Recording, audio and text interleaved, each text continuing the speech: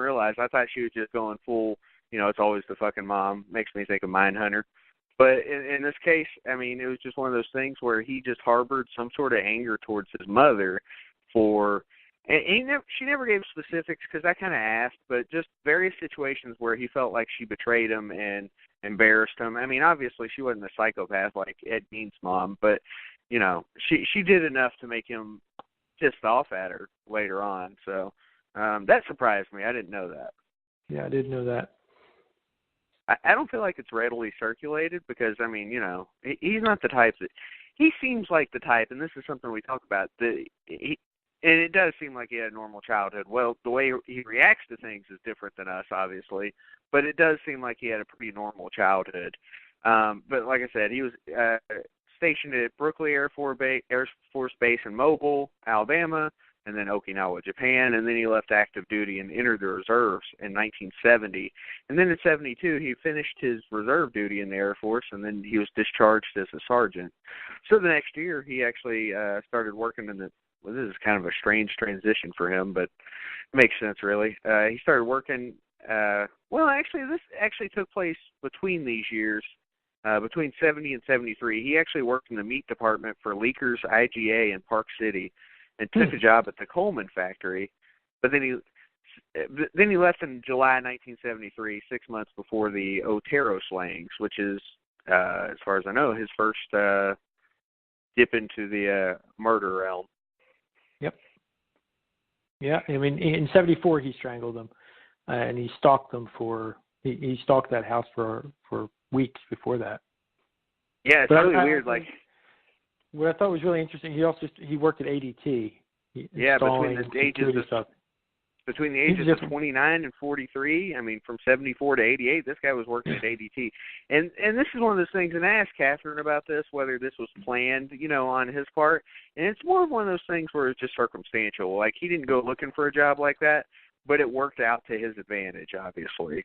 It's pretty fucked up when you think about it. When you think about all these serial killers, you think about this one guy in Wichita, Kansas, and people are put in home security systems to try to get away from this guy, and he's the fucking guy who's doing it. Yeah, that's scary. It was pretty ironic. Yep. It is. His nickname at ADT was the Blue Book Man because of his memory for regulations. And I would assume his memory probably played a large part in what he was doing. So like you said, January 15th, 1974, at the age of 28, he actually claimed his first victims. And, the ankles and wrists of Joseph Otero, 35, had been bound. His wife, Julie Otero, 34, had also been bound by her ankles and wrists. She was lying on the bed with her mouth gagged. And then Joseph Otero Jr., who was 9 years old, had been bound in the same fashion with 3 hoods covering his head and face. Yeah, like he ended up putting like a pillow sack or a pillowcase, and then something like a T-shirt, and then the bag over his head. And then, obviously, the most fucked up of all these, I think this is probably the one that he's most known for, is that he hung Josephine Otero, who was 11, from a pipe in the basement. And I thought she was 13. Maybe that's full shit, though. It says she was 11, and the father was 38. So, and the boy was 9. I'm crazy. I guess she was. I always thought she was 13, but maybe I'm thinking of somebody else, not with him. But anyway, she was found gagged and partially naked, and every one of them were dead by strangulation, by cut cords from a Venetian blind, which wasn't found in the house. And the crime was committed in the morning around 8 a.m. to 10 a.m. People are calling me at work for no good reason right now, and I'm not going to answer. Anyway, the telephone lines leading to the house were cut, and there was evidence of forced entry. And BTK had actually worked with Julie Otero at the Coleman factory. Anyway, so let's get into this murder. So Joseph Otero, he had been bound, and I'm pretty sure he was murdered in the same way as Joseph Otero Jr. with the bag over his head. And I'm not sure about Julie. Do you guys remember? Her mouth was gagged. I think he just strangled her manually. Well, he did. It just took a lot of time. She was a fighter. Yeah.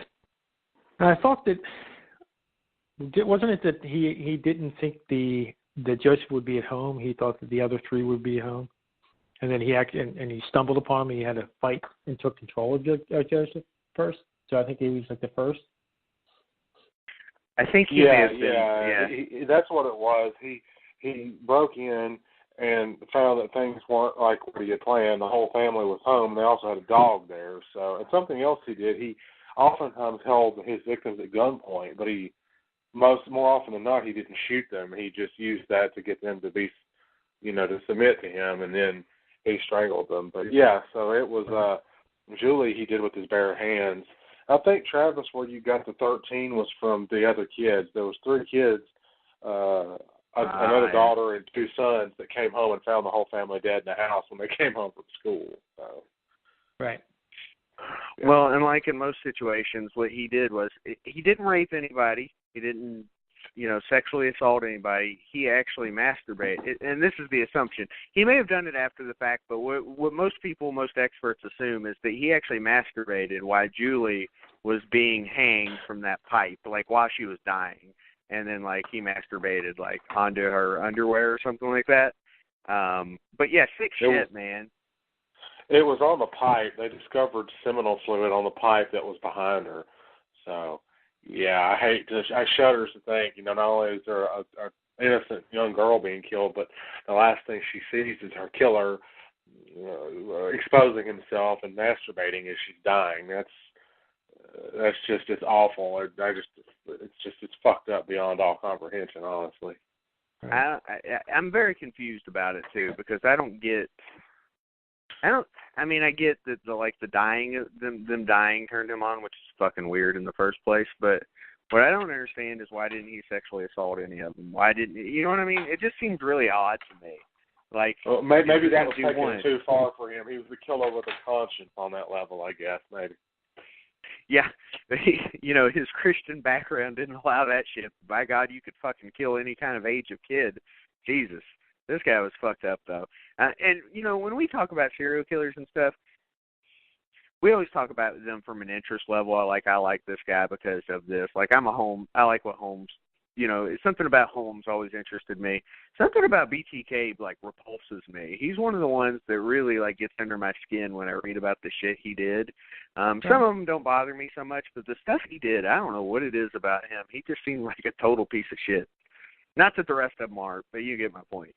Yeah, no, I typically reference BTK as more of a prototypical serial killer.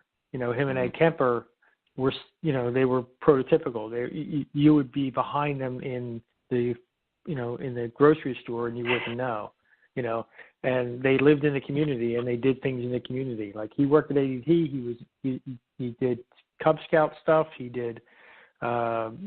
He was a president at one point of his church. Like he did all of these normal things that everybody would meet and greet with, but he had a weird hobby.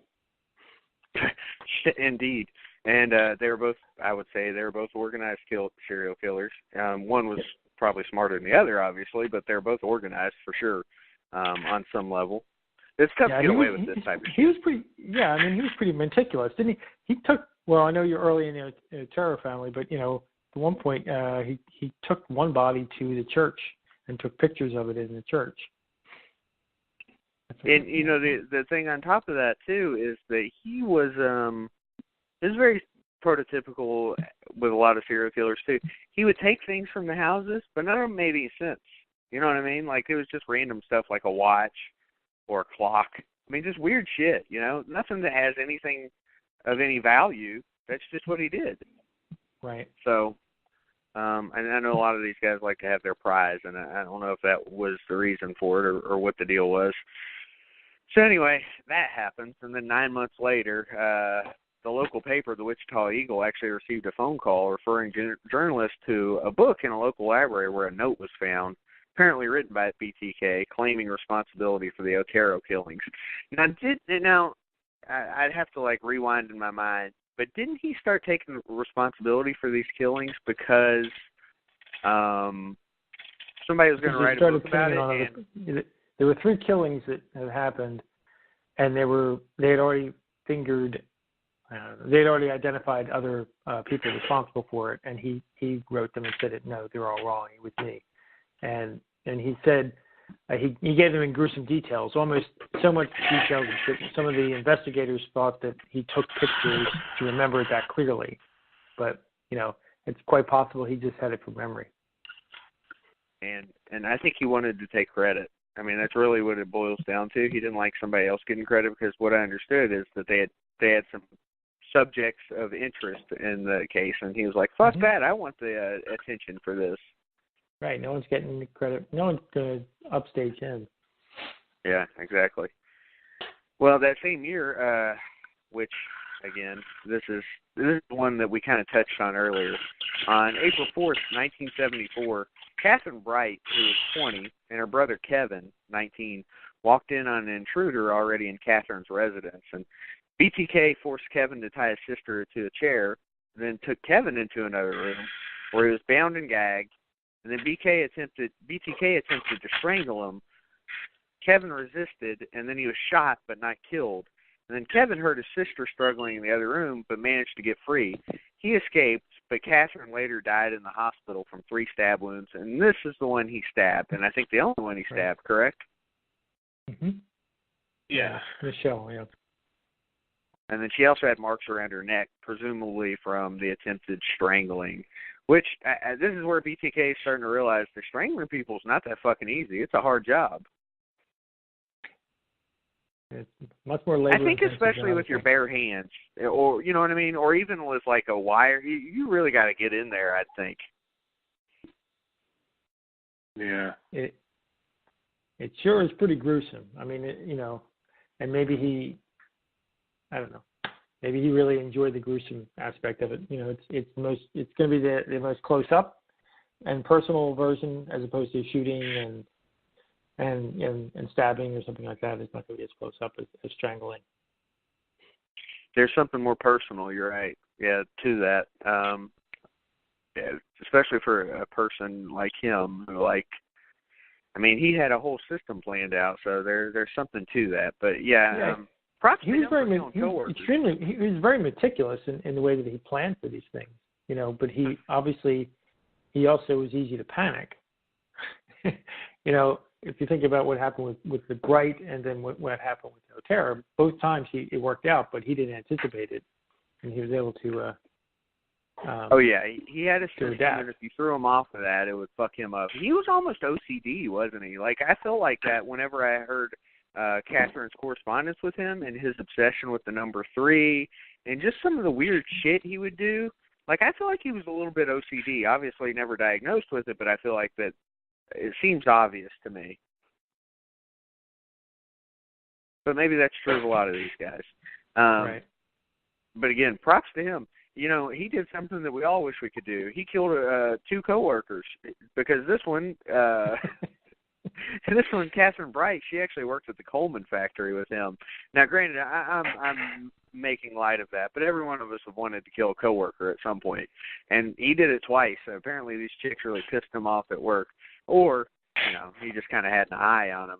And the interesting thing here is that BTK talks about how he trolled for victims and all this, and he had all these plans, but like his first 2. Well, especially the second string of murders here, it really didn't go according to plan. I mean, look at Kevin. He got away, and then he had to resort to stabbing Catherine, which he found out he does not like that. So this is just one of those things where I think a lot of people think BTK was really, getting better at it as he got along, but it's really not true. He fucked up a lot along the way. He did. I feel like this obviously, if you look at his timeline, this is where things kind of get put on hold for a bit, and understandably, I'm not sure if it's a true correlation or if it's just one of those things where it just kind of worked out that way. But his son Brian was actually born July 27th, 1975, and so we get a kind of a break here for a couple of years, less than a couple of years really, but until March 17th, 1977, with Shirley Vian. This is the one who he wrote a poem about, sent it to the police, didn't he? Shirley Locke? Yep. That's right. That's fucked up. All right, so, and this is where I say, you really didn't have any kind of influence from Zodiac, because he was right to the cops, too. So that's why I was like, it's the same time, it's not long after, so you would think You know, there's a lot of people out there that actually claim BTK was Zodiac. I think that's total horseshit.